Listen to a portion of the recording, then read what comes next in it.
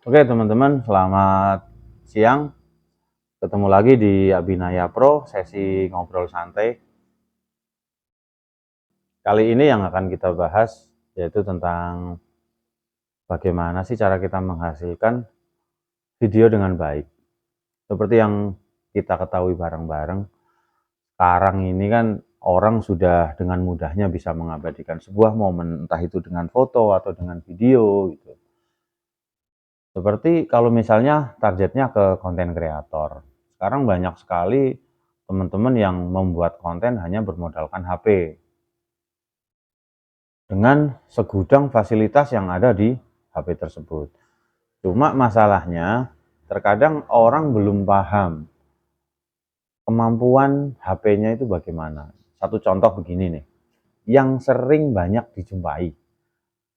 Ada orang yang mengambil video dengan kamera depan dengan hasilnya yang terlalu banyak guncangan atau tremor ya istilahnya. Jadi kalau misalnya kita ngambil gambar dari kamera depan, selfie seperti ini, kemudian terjadi goncangan banyak. Kita apalagi yang sambil moving, sambil jalan gitu.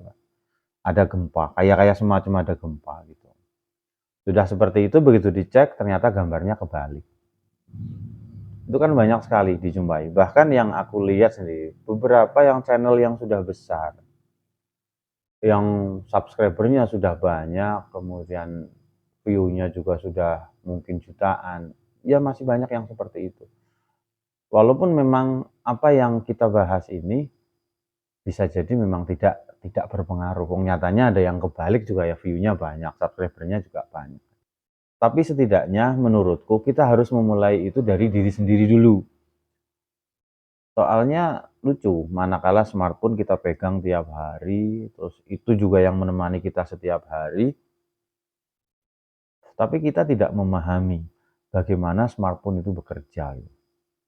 Nah, makanya dalam hal ini sebelum membuat sebuah video, alangkah lebih baiknya kita sama-sama memahami dulu alatnya, smartphone-nya bagaimana gitu kan. Kalau misalnya kita mau ngambil video dengan kamera depan, kita harus tahu dulu kemampuan kamera depan kita itu bagaimana. Yaitu seperti tadi itu. Kira-kira kalau misalnya ambil video dengan kamera depan, hasilnya bagus apa enggak? Terus kemudian ada goncangan atau tidak? Gambarnya terbalik atau tidak? Itu salah satu contoh kecil. Jadi di dalam smartphone itu, sekarang smartphone sudah banyak kameranya. Kadang ada yang 3, kadang ada yang 4, walaupun sekarang yang sedang tren kan seperti itu.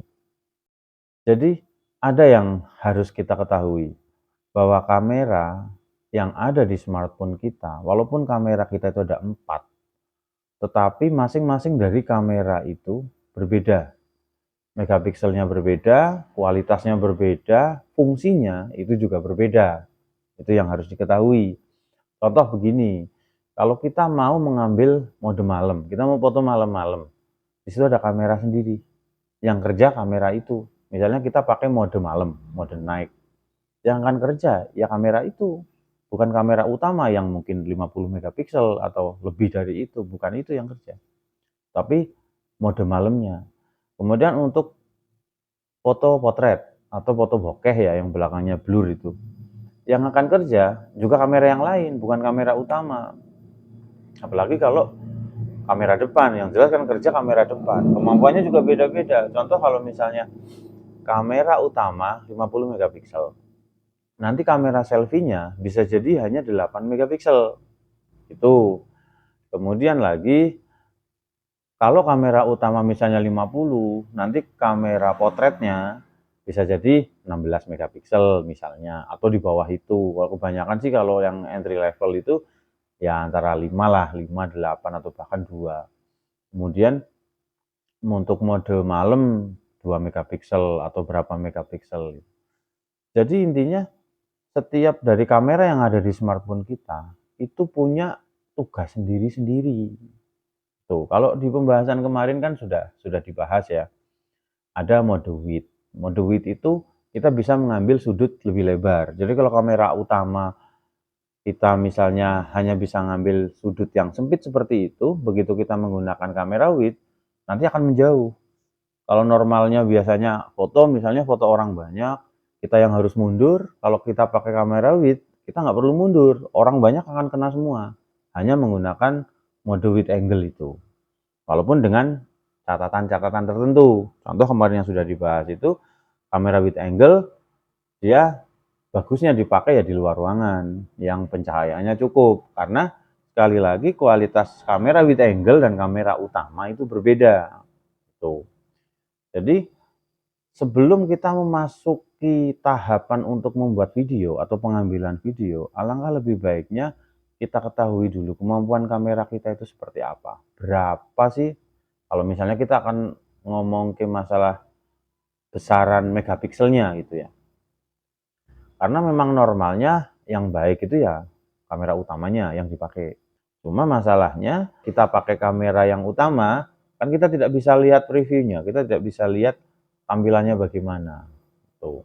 Ya salah satu caranya ya kita menggunakan tripod. Sudah setting aja pasnya di situ kita pakai seperti itu gitu. Cuma kebanyakan orang pengen lebih sederhana, pengen lebih simpel, yaitu yang digunakan kamera depan. Memang betul di beberapa smartphone itu ada yang kamera depannya sudah stabilizer, ada stabilizernya sudah ada gitu. Jadi walaupun jalan tetap bisa stabil. Cuma tidak semua HP seperti itu. Tidak semua HP yang khususnya entry level ya, yang menengah ke bawah, itu tidak semuanya kamera depan ada stabilizernya. Apalagi with angle, jarang. Walaupun ada ya tetap jarang. Jadi alangkah lebih bagusnya kalau misalnya kamera depan itu sudah ada stabilizernya, terus kemudian juga sudah with angle, itu bagus. Walaupun memang kualitasnya tidak sebagus yang kamera utama.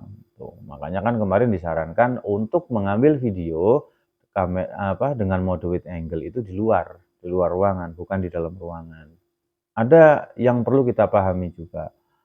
Kemampuan kamera kita itu bagaimana? Sudah 4K atau Full HD atau HD? Kalau beberapa smartphone sekarang entry level juga banyak yang 4K. Kebanyakan kamera yang sudah bisa menghasilkan video 4K ini stabilizernya tidak aktif. Dan resikonya menggunakan yang 4K ini memorinya kemakan banyak. Kemarin aku sendiri pernah nyoba menggunakan yang 4K itu, video 13 menit itu ketemunya 1 GB dan itu sangat besar. Hasilnya memang bagus. Jadi kita harus tahu betul itu. Jadi bagaimana resikonya pada saat kita menggunakan kamera utama, resikonya pada saat kita menggunakan kamera wide angle, mode wide angle, terus kemudian menggunakan kamera depan bagaimana, menggunakan kamera yang lain juga bagaimana.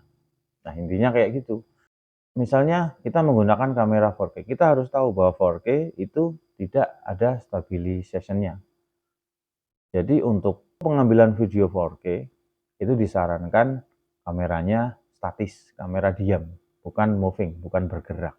Walaupun mungkin di kamera-kamera yang mahal ya jangan tanya, makanya kalau di kamera-kamera mahal kan pasti sudah 4K, terus kemudian stabilizernya juga sudah ada gitu. Itu lain cerita. Jadi intinya yang kita bahas dengan low budget, kamera yang smartphone yang entry level saja, yang kebanyakan kita punya lah intinya itu. Jadi saran ke teman-teman, sebelum kita pengambilan video, perhatikan dulu kemampuan kamera kita bagaimana. Kemudian ada lagi, kita harus paham tekniknya. Bagaimana agar video kita menjadi fokus, biar lebih menarik. Kemudian lagi ada bagaimana agar video kita itu enak ditonton. Pengambilan videonya lebih stabil misalnya. Caranya bagaimana, dan itu sudah tak bahas kemarin kan. Jadi tujuannya itu biar tidak asal gitu. Karena yang aku lihat itu agak lucu juga. Yang dia pengambilan videonya dengan kamera depan dan masih terbalik. Itu buat aku itu kayak gimana gitu loh. Jadi kalau menurut aku seperti itu. Intinya sebelum kita pengambilan video, pahami dulu kemampuan HP kita bagaimana, kemampuan kamera kita bagaimana. Yang kesimpulannya, Berapapun kamera yang ada di HP kita, itu punya tugas sendiri-sendiri. Pengambilan video juga, kita harus paham juga video kita HP kita tuh mampunya ngambil video di ukuran berapa. Perhatikan juga stabilisernya, terus kemudian, kamera depan bagaimana. Pokoknya intinya kita harus paham betul lah, kamera itu tuh kemampuannya bagaimana, baru menghasilkan video yang baik.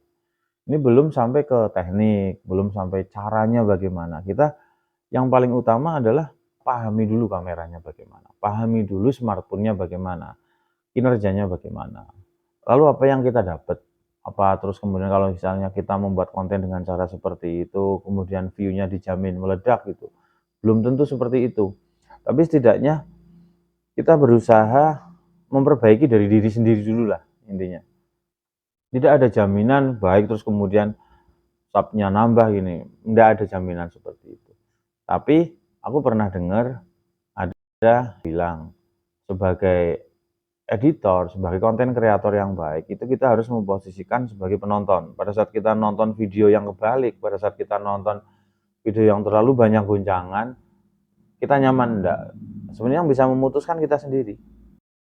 Saran saja, kita berusaha untuk membuat video sebaik mungkin. Setidaknya kita pahami kamera kita, cara kerjanya bagaimana, baru nanti bisa menghasilkan sebuah video yang baik. Oke teman-teman, seperti itu dulu. Nanti kita ketemu di video selanjutnya. Terima kasih sudah menonton. Selamat siang.